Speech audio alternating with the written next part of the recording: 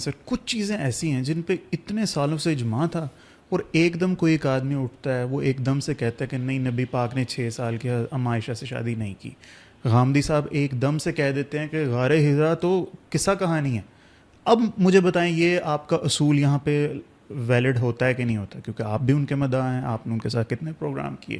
بتائیے, صرف غامدی صاحب کے نہیں, ایسے بہت سے لوگ ہیں جو ان کنونشنل قسم کا کچھ دیتے ہیں بات اور وہ کنونسنگ بھی ہوتا ہے, ان کے آرگومنٹ بھی اسٹرانگ ہوتے ہیں. تو اب ہم کیا کہیں, جو میجورٹیز اتھارٹی کے رول کو مانے جیسے آپ نے کہا, یا ان کی بات مانے, کیا کریں؟ پھنس گئے. دو چیزیں ہیں, ان کو الگ الگ سمجھ لیں. جب اجماع کا لفظ بولا جاتا ہے تو اس میں 2 چیزیں ہوتی ہیں.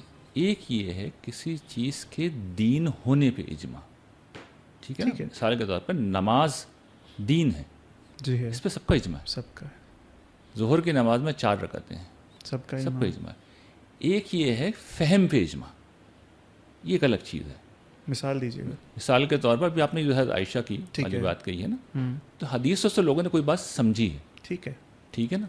یا اسی طریقے سے یہ سمجھا جاتا ہے, میں زیادہ آپ کو فقہی نوعیت کی مثال دوں کہ زانی, شادی شدہ زانی کی جو سزا ہے رجم, وہ رجم. جی, تو یہ فہم ہے, یہ فہم کے اوپر اجماع ہے.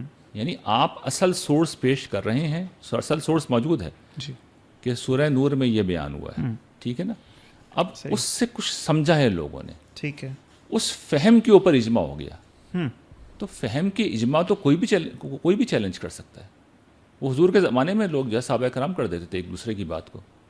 مشہور واقعہ ہے حضرت عبداللہ ابن عمر کا جو معاملہ ہے کہ وہ عذاب قبر والی جو بات ہے کہ مرنے والے کے اوپر اس سے عذاب ہوتا ہے, جب لواحقین روتے ہیں تو سیدہ نے تصحیح کی ہے کہ نہیں حضور کی بات یہ ٹھیک نہیں سمجھا. میں یہ نہیں کہتی کہ جھوٹ بول رہے ہیں, بات ٹھیک نہیں سمجھے. حضور نے یہ کہا تھا کہ یہ رو رہے ہیں, اس کو عذاب ہو رہا ہے. یعنی صورتحال جدا ہے, وہ اس کے غم میں رو رہے ہیں, صحیح. وہاں پہ صورتحال یہ کہ اس کو عذاب ہو رہا ہے, رونا تو اس کے لیے رو. تو بات کو فہم ہے نا. اب فہم اگر حضرت عائشہ کریکشن نہیں کرتی تو دیکھیے کیا ہوتا. یہ آہستہ آہستہ لوگ کہتے بھئی یہ بات تو ٹھیک ہے, سمجھ میں بھی آ رہی ہے, لوگ لے لیتے اور پھر اس میں اجماع ہو جاتا. لیکن یہ فہم پہ اجماع ہوتا, یہ فہم پہ اجماع ہوتا. تو فہم پہ اجماع ہم زیر بحث نہیں لا رہے, نہ اس سے کوئی چیز دین بنتی ہے. ساری انسانیت مل جائے اور یہ کہے کہ جی فلاں چیز ہمارے فہم کے مطابق دین ہے, وہ دین کبھی نہیں بنتا.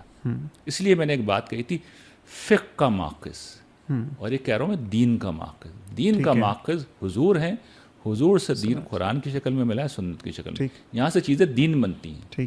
فقہ سے فہم وجود میں آتا ہے. تو اس میں تو غلطی ہوگی, وہ پرانے زمانے کے لوگ بھی نکالتے رہے, آج کے بھی نکالتے رہے. غلطی یہ ہو گئی اس دور کے لوگوں سے کہ انہوں نے اس فقہی فہم کو یا تاریخی فہم کو دینی فہم بنایا.